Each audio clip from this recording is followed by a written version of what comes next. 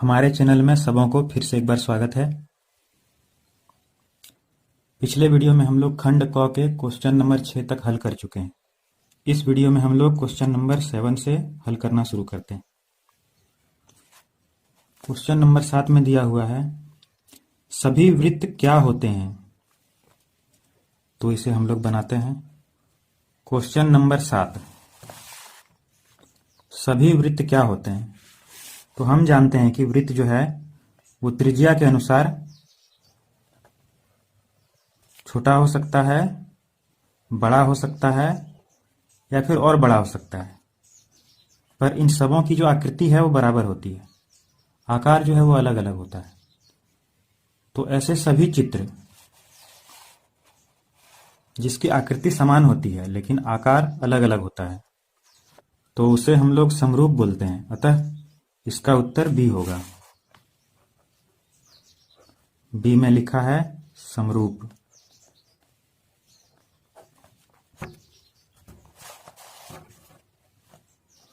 Question number 8,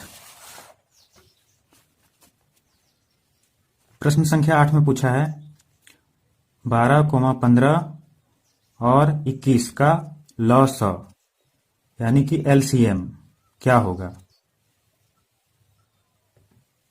तो हम LCM निकालने जानते हैं। सबसे पहले लिखेंगे 12, फिर 15, फिर 21 और इसका एलसीएम निकालेंगे। तो सबसे पहले यहाँ पे हम लोग चेक करते हैं कि किससे भाग देना होगा। तो यहाँ पे हम 2 से भाग नहीं दे सकते हैं, क्योंकि 2 से एक ही संख्या भाग लग रहा है, वो है 12। तो इसीलिए हम लोग 3 से भाग देंगे। तो 3 से भाग देने पर आता है 4, यहाँ आ गया 5 और यहाँ पर 7। अब और ज्यादा हम इसे विभाजित नहीं कर सकते हैं, अतः एलसीएम हो गया 3 गुना 4 गुना 5 गुना 7, यानी कि इसे हम लिख सकते हैं 3 गुना 7 21 हो गया और फिर 4 गुना 5 20 हो गया और फिर इन दोनों को गुना करेंगे तो आ जाएगा 420। तो अब हम लोग देखते हैं कौन सा विकल्प में 420 दिया हुआ है। तो बी नंबर में जो है सो 420 दिया हुआ है, अतः इसका उत्तर हो गया बी।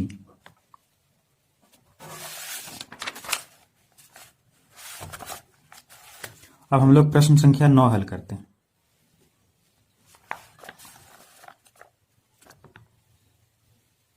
नौ में प्रश्न है, द्विघात बहुपद क्या होगा जिसके शून्यकों के योग तथा गुणनफल क्रमशः 1 और 1 है? यानी कि गुणनफल जो है वह भी 1 है और योगफल जो है शून्यकों का वह भी 1 है। तो हम जानते हैं कि इस प्रकार के प्रश्नों को हल करने के लिए हम लोग इस सूत्र का प्रयोग करते हैं। a x का पावर 2 घटा अल्फा जोड़ बीटा ब्रैकेट बंद x जोड़ अल्फा गुना बीटा, जहां पे यह जो अल्फा और बीटा है यह शून्यक है और प्रश्न में हमें दिया हुआ है अल्फा जोड़ बीटा बराबर 1 और अल्फा गुने बीटा बराबर भी 1। तो अल्फा जोड़ बीटा और अल्फा गुने बीटा का मान हम लोग इस सूत्र में रखेंगे। तो आ जाएगा a x का स्क्वायर घटा 1 x जोड़ 1 और फिर इसे हम लिख सकते हैं a x स्क्वायर घटा x जोड़ 1। अब यहां हम मान लेते हैं, माना a बराबर 1 है, तो इसीलिए द्विघात बहुपद हो जाएगा x पर पावर 2 घटा x जोड़ 1। अब हम विकल्पों में देखते हैं कौन सा विकल्प यह है। तो हम देख रहे हैं कि ए विकल्प में यह दिया हुआ है, इसीलिए हमारा उत्तर हो गया ए। अब प्रश्न संख्या 10 हल करते हैं। 10 में प्रश्न दिया हुआ है टी स्क्वायर घटा 15 का निम्न में से शून्यकों क्या है, यानी कि इसका शून्यक क्या है। तो इसे हम लोग हल करते हैं।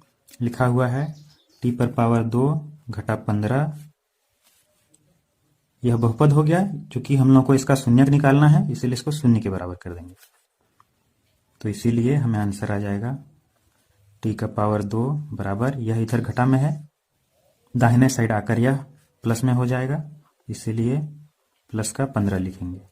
और फिर हम इसे लिख सकते हैं, यहाँ पे जो पावर 2 है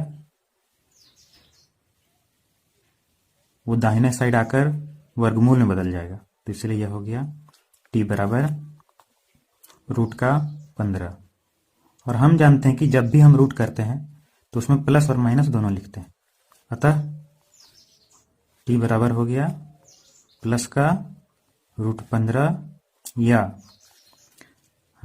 माइनस का वर्गमूल 15।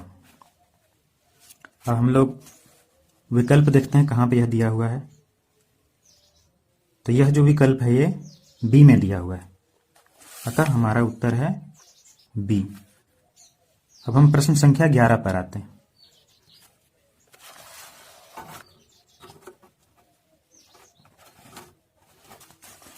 ग्यारह में प्रश्न दिया हुआ है,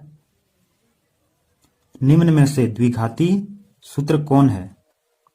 तो हम जानते हैं कि यदि कोई भी द्विघात समीकरण को हल करना होता है तो जिस सूत्र का प्रयोग करते हैं वह है x बराबर माइनस का b प्लस और फिर माइनस वर्गमूल में b स्क्वायर घटा 4 गुना a गुना c और फिर बटे 2 गुना a। यानी कि यदि द्विघात बहुपद ax पे पावर 2 जोड़ bx जोड़ c दिया होता है तो इसका हम लोग शून्यक निकालते हैं इसी सूत्र से, x बराबर माइनस का b प्लस माइनस वर्गमूल b का वर्ग घटा 4 गुने a गुने c और बटे 2a। यह विकल्प किसमें दिया हुआ है। तो हम देखते हैं कि यहां पे यह विकल्प जो है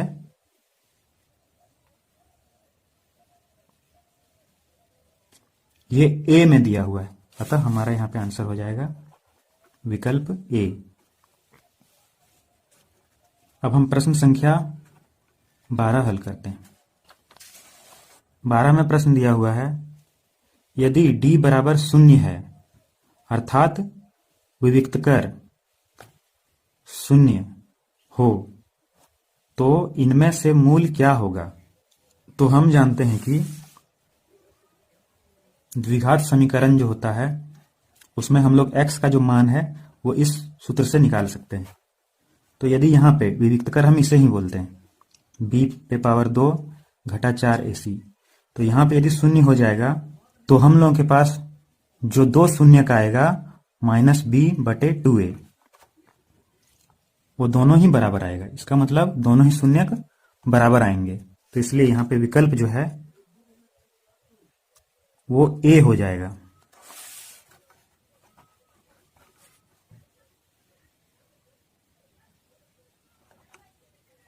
बराबर और वास्तविक।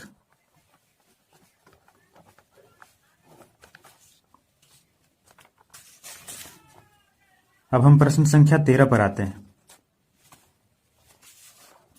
13 में प्रश्न दिया हुआ है, यदि कर्ण का वर्ग बराबर लंब का वर्ग जोड़ आधार का वर्ग हो तो वह कैसा त्रिभुज है। तो हम जानते हैं कि यह जो सूत्र है कर्ण का वर्ग बराबर लंब का वर्ग जोड़ आधार का वर्ग, यह सिर्फ और सिर्फ समकोण त्रिभुज में लागू होता है, इसीलिए हमारा जो विकल्प है वो डी हो जाएगा। तो इसीलिए हम लोग लिखेंगे 13 का उत्तर डी, यानी कि समकोण त्रिभुज।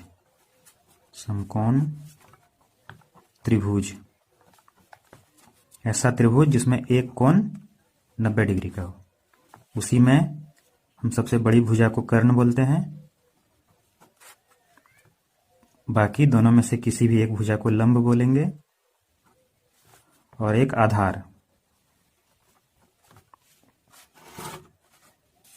अब प्रश्न संख्या 14 हल करते हैं।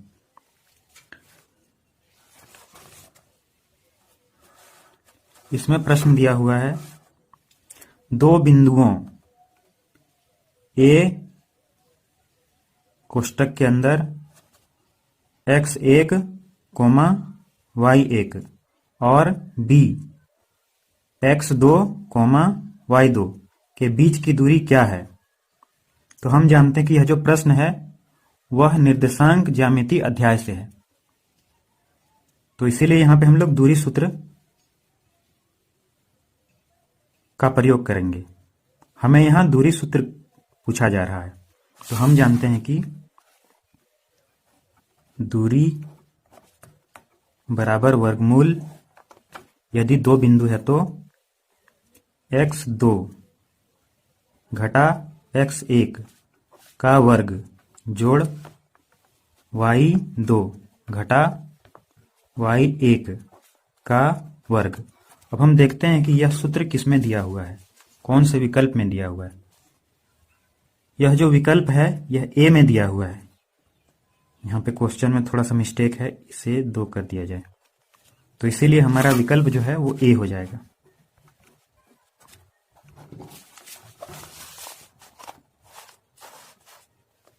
अब हम प्रश्न संख्या 15 हल करते हैं। 15 में पूछा है, साइन 30 डिग्री का मान क्या है। तो हम जानते हैं कि साइन 30 डिग्री का जो मान होता है वो 1/2 होता है, तो इसीलिए सी होगा। फिर भी इसे देखते हैं कि हम कैसे बना सकते हैं। तो एक हम समबाहु त्रिभुज बनाएंगे जिसमें सभी भुजाएं बराबर होंगी और यहां से एक लंब खींचेंगे। मान लेते कि यह जो त्रिभुज है ए बी सी है और यहाँ पे यह बिंदु डी है जहां पे ये दोनों बराबर हैं। और मान लेते हैं कि यदि यह x है, हम जानते हैं कि यहाँ पे ये 30 डिग्री का हो गया और यह भी 30 डिग्री का हो गया, तो इसीलिए साइन ए यानी कि साइन 30 डिग्री बराबर क्या हो जाएगा, लंब, यहाँ पे लंब है DC और कर्ण है AC। तो चूंकि तीनों भुजाएं बराबर है इसीलिए यह हो जाएगा x का आधा और यहां भी x का आधा, तो इसीलिए DC बटा AC हो जाएगा x का बटे 2 बटे x, यानी कि x कट जाने पे हमें आंसर आएगा 1/2। तो इसीलिए इसमें विकल्प हो जाएगा C, 15 का C। आज के लिए इतना ही। अगले वीडियो में हम लोग और प्रश्न हल करें।